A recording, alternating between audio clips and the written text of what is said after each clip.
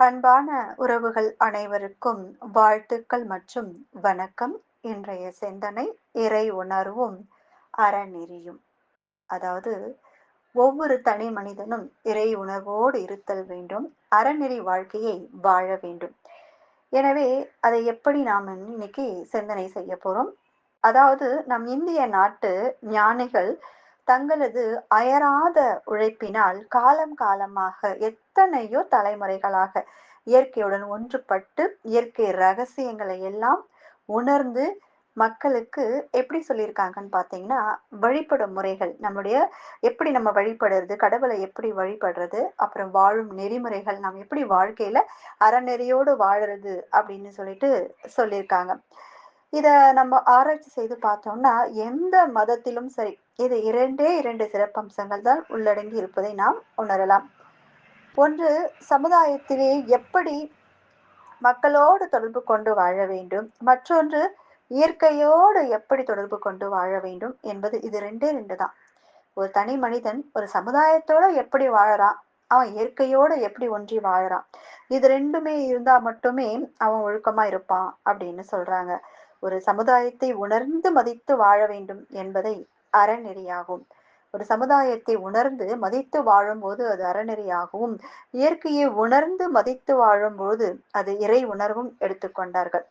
இறை உணர்வும் அறநெறியும் நாம் நம் அனைத்து மதங்களுக்கும் மதங்களுக்கெல்லாம் உட்கருத்து எதுன்னு பார்த்தீங்கன்னா, இது 2 தான். இறை உணர்வும் அறநெறியும் தான். அறநெறி வலுவாக இருக்க வேண்டுமென்றால் கண்டிப்பாக இறை உணர்வு என்பது வேண்டும்.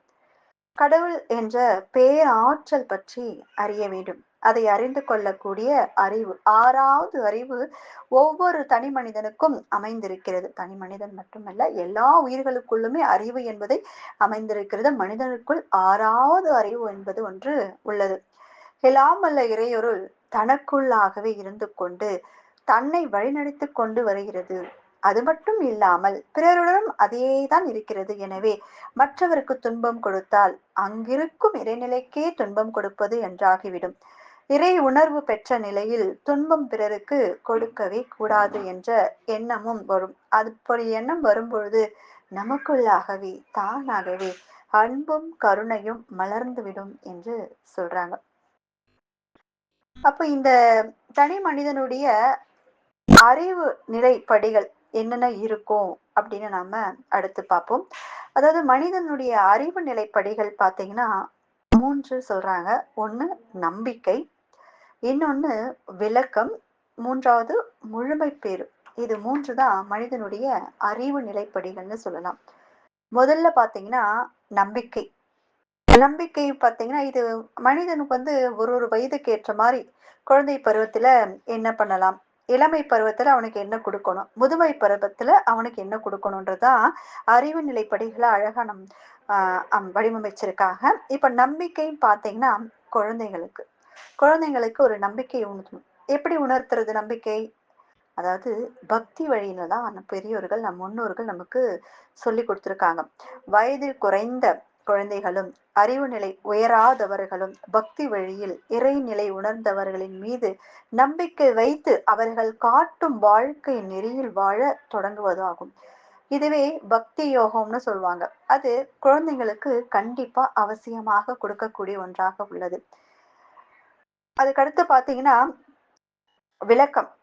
இப்போ குழந்தையில பக்தி மார்க்கத்துல கடவுள் இப்படியெல்லாம் இருக்காங்க. இந்தந்த உருவத்துல இருக்காங்க. இப்படியெல்லாம் வழிபடணும் அப்படின்னு நாம சொல்லிக் கொடுத்து நம்பிக்கை ஊட்டணும். தப்பு பண்ணும்போது இறைவன் நமக்கு தண்டனை குடுப்பாரு. நம்ம நம்ம நல்லது செய்யும்போது இறைவன் நம்ம கூடவே இருப்பாரு அப்படின்ற நம்பிக்கை அவர்களுக்கு ஊட்டணும் குழந்தை பருவத்தில. அடுத்து பார்த்தீங்கன்னா, இளமை பருவம். இளமை பருவத்தில என்ன பண்ணணும்னா, விளக்கம் அவங்களுக்கு கிடைக்கும். அதுதான் ஞான வழின்னு சொல்லலாம். சிந்திக்கும் திறன் பெற்றவுடன் இறைநிலையைப் பற்றி தெளிவாக விஞ்ஞானமும் மெஞ்ஞானமும் இணைந்து தரும் விளக்கமே விளக்க வழி வாழ்வதே ஆகும்னு சொல்லலாம். கண்டிப்பா. இப்போ பார்த்தீங்கன்னா, சிந்திக்கணும். இறைநிலைன்னா என்ன? பக்தி மார்க்கத்துல இது சொல்லிட்டாங்க. இதுக்கப்புறம் ஞான வழி அவங்களுக்கு ஊட்டணும். அது என்ன டைமிங் பார்த்தீங்கன்னா, 14 வயதுக்கு மேல். நம் வேதாத்ரி மகரிஷி ஐயா கூட சொல்வாரு. 14 வயதுக்கு மேல் அவர்களுக்கு காயகல்ப பயிற்சியை கொடுக்கணும். இப்ப இறைவன்னா என்னன்ற டீட்டெயில் அவங்களுக்கு குடுக்கணும் அப்படின்னு சொல்லிட்டு விளக்கம். இளமை பருவத்தில விளக்கத்த குடுக்கணும் அப்படின்னு சொல்றாங்க. அந்த விளக்கம் எப்படி இருக்கணும்னு பார்த்தீங்கன்னா, தெளிவா இருக்கணும். அதாவது விஞ்ஞானம் சயின்ஸையும் நம்ம குடுக்கணும். மெய்ஞானமும் குடுக்கணும். 2த்தையுமே வந்து ஈக்குவல் பண்ணி அவங்களுக்கு காட்டி புரிய வைக்கணும். விளக்கத்த குடுக்கணும். இப்ப பார்த்தீங்கன்னா, அ விஞ்ஞானத்துல பார்த்தீங்கன்னா, நம்மளுடைய நம்மளுடைய ஒரு பொருள் எடுத்துக்கிட்டோம்னா, ஒரு பொருள் பார்த்தீங்கன்னா, நம்மளுடைய அறிவு தான். அறிவுக்கு சாதாரணமா நம்ம பார்க்கும்போது ஒரு ஒரு ஏதோ ஒரு பிளாஸ்டிக் பொருள் பார்க்குறோம். ஏதோ ஒண்ணு வச்சுக்கோங்களேன். ஒரு பென் எடுத்துக்கோங்க. ஒரு பென்.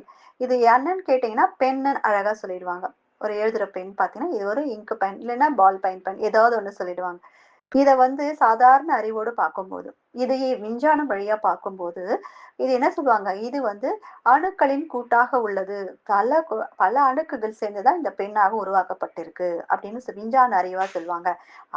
ஆனால் அதுவே நம்மளுடைய மெய்ஞானம் அறிவாக பார்த்தீங்கன்னா, நாம் இறைநிலையிலிருந்து வந்திருக்கோம். இறை துகள்களிலிருந்து விண்ணாகி பல்வேறு பல்வேறு உருவாக வந்திருக்கோம். அப்போ இது எல்லாமே அது வந்து இறை துகள்களிலிருந்து வந்தது தான். விண்களின் கூட்டு தான் அப்படின்னு சொல்லிட்டு மெய்ஞானம் வழியா நம்ம சொல்லுவோம்.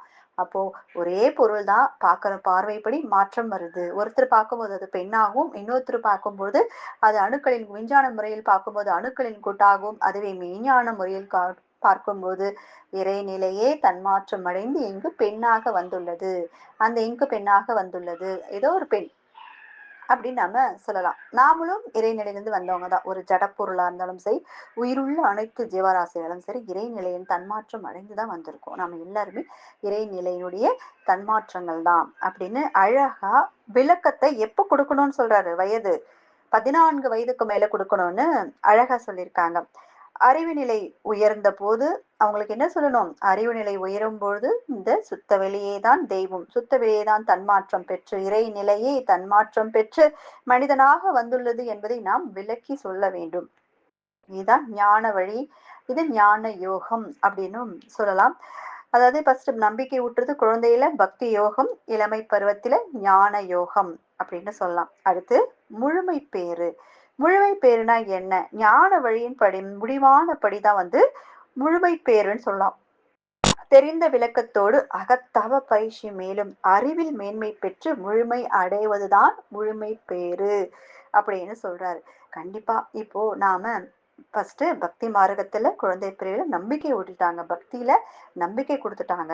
அதுக்கடுத்து விளக்கமும் கொடுத்துட்டாங்க. நம்ம இங்கிருந்து வந்தோன்ற விளக்கம் தெரிஞ்ச பிறகு நாம என்ன பண்ணணும்? முறையாக தியானம் செய்து தியான பயிற்சி முறைகளை கண்டு ஒவ்வொரு நாளும் நாம அழகா தியானம் செய்யணும். சரி. தியானம் செய்து நம்மளுடைய பதிவுகளை நாம குறைகளை குறைத்துக் கொண்டே இருக்கிறோம். அதுக்கப்புறம் அகத்தாய்வு செய்யும். அகத்தாய்வு செய்யும் பொழுதுதான் நம்மளுக்கு முழுமை பேறு என்பது முழுக்க முழுக்க கிடைக்கும்னு சொல்றாங்க. அதை போதனையோடு நம்ம கேட்டுக்கிட்டே இருக்கோம். அந்த விஷயங்கள் எல்லா விஷயத்தையும் நம்ம கேட்டுக்கிட்டோம். முழுமை பேறுனா என்ன? அகத்தவம் இயற்றி நாம் இறைநிலையோடு ஒன்றி நிற்பது மட்டுமே முழுமை பேறு. அது மட்டும் இல்லாமல் நம்மளுடைய மன அலச்சூழலை குறைத்து இறைநிலையோடு எண்ணத்தை கலக்க விட்டு கருமைய தூய்மையும் மேன்மையும் பெற்றுதான் நம்ம இந்த பிறவி பயனை முழுமையாக்க முடியும். இதுவே வந்து இறை உணர்வு அப்படின்னு சொல்லலாம்.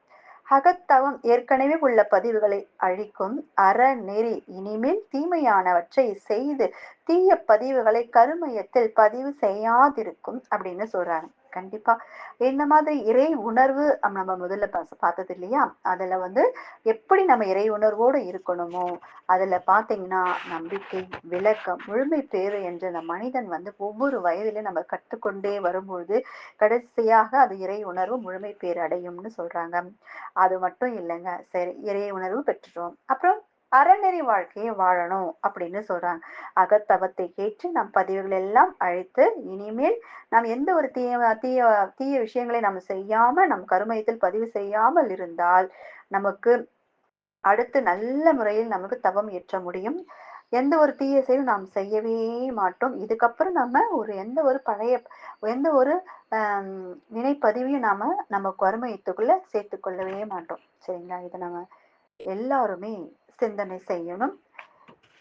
இறை உணர்வும் அறநெறியும் ஒவ்வொரு தனி மனிதனுக்கும் கட்டாயமாக வேண்டும். அதை எப்படி ஒவ்வொரு படிநிலையாக நாம் கொடுக்க வேண்டும் என்றால், குழந்தை பருவத்தில் நம்பிக்கையாகவும், அது பக்தி யோகம் என சொல்லலாம். இளமை பருவத்தில் விளக்கம் கொடுத்து, சுத்தவெளியே தெய்வம், இறைநிலையே அறிவாகவே உள்ளதுன்றதை விளக்கத்தை கொடுத்து, முதுமை பருவத்தில் நாம் இறை உணர்வும், அறநெறியும் சேர்ந்து அடையும்போது, முழுமை பேறு என்பது கிட்டும் என்பதில் எந்தவித மாற்று கருத்தும் இல்லை.